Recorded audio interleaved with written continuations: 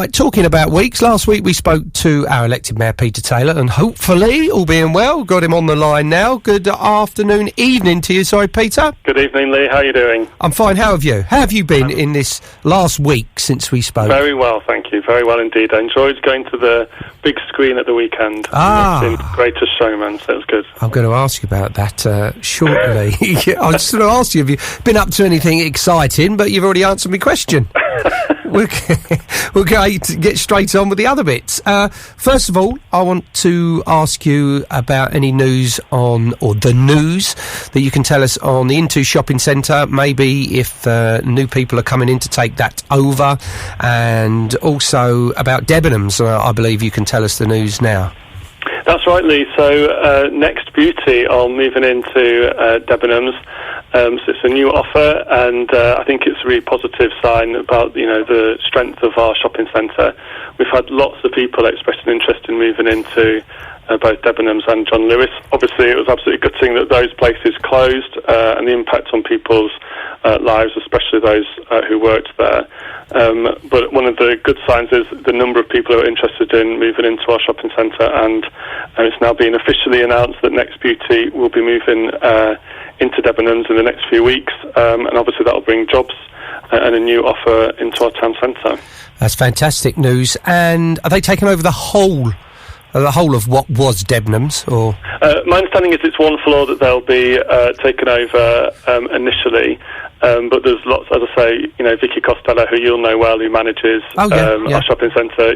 She's a regular contact with her, and she's been saying about the number of people that are interested in moving in. So, I met up with a businessman today. Again, he was wanting to, inquiring about moving into the shopping centre. So there are lots of people that are keen to move in, which is, can only be a good thing. Absolutely is. And have we got any more news on Into? It's currently still trading, of course. So there's obviously they've got the administrators for the national, 17 shopping centres, KPMG. There's lots of kind of work going on in the background, but no kind of major developments at the moment. And the key thing is, our shopping centre's open, it's doing well. 90% of the shops into Watford are now open. I was there today, and they've got it, really well organised inside. So, just encourage people to support local businesses as much as they can. Yeah, I was in town today. Busy as well, I noticed today. Busy up and down. It was. Lots of people eating out to help out. I saw a huge queue for some of the restaurants, so it's really good to see that. Yeah, when that's all finished, I think the Chancellor, Rishi Sunak, needs to put something in for us to lose the weight again, because I've put on so much weight in August. There'll be a special deal for gyms across the country. Yeah. Run out to help out or something. The Junction, it's been fairly quiet, obviously, with the amount of people and restricted services going through it. Now, there was talk before about development of it, an entrance the opposite side to where the one is now, so adding to make it easier to get in and out of, and maybe parking, etc., etc. Where are we with that now? Has that just been put on hold, or? No, so some of the work is still continuing. So, one of the things that I think is really important is people's first impression of the town. And at the moment, when they get to Watford Junction, as you'll know, if you walk through that concourse, it's not a great welcome to Watford. So we've been working, obviously, with the county council, with the landowners, with Network Rail, everyone, lots of people involved in that to try and push that along as quickly as possible.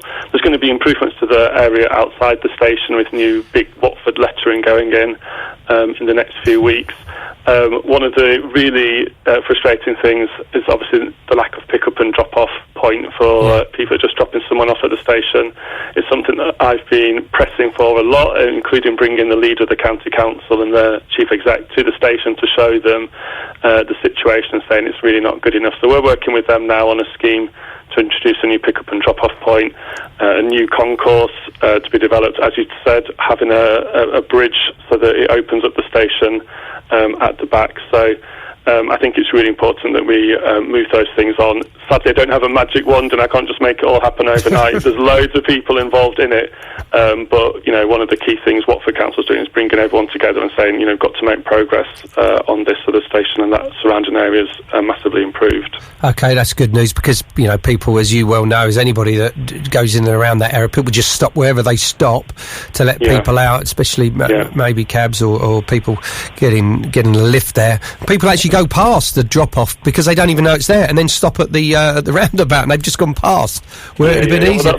So what had happened was we put forward a plan for a pick-up and drop-off and it was rejected by the county council and they kind of said, oh, you know, they weren't being as perhaps as helpful as they could have been. That's the reason I brought the leader to the station, was just so he could see it for his own eyes. You know, you just had to stand there for a few minutes and you see people stopping all over the place. As you say, it's really not as good as it should be. So at least now they're on board and recognise we've got to get a proper pick-up and drop-off at the station. Oh, that's good. So this is the county council that want just one council? Yeah, right, OK.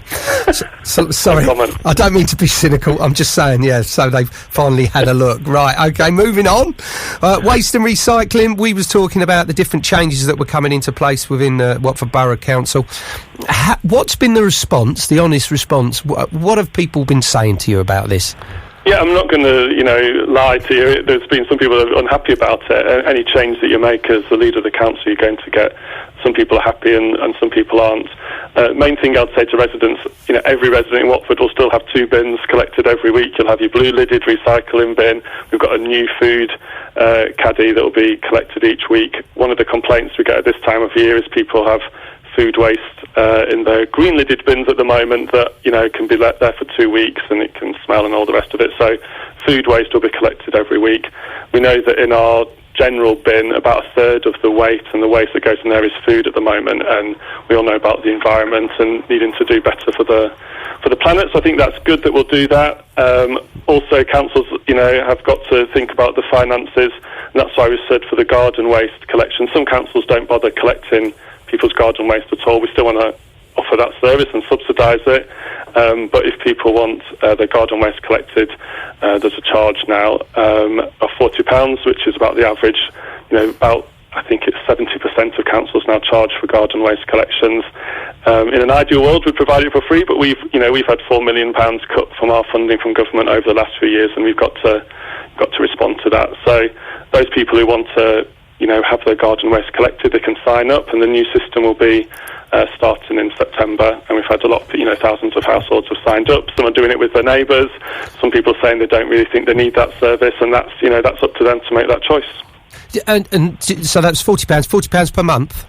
No, for the year. For the year, right. I just wanted to clear that up because people might be listening, might be thinking, £40 a month, well, pay me council tax, etc. So that's £40 for the year, and then that's collected on a regular basis. So we're talking, you know, less than £4 a month, aren't we, for that? Yeah. I mean, it works out, I think the figure is something like £1.30 each time it's collected. So, you know, once you think it's not, you know, people have to make that choice. Do they wish to pay for it or not?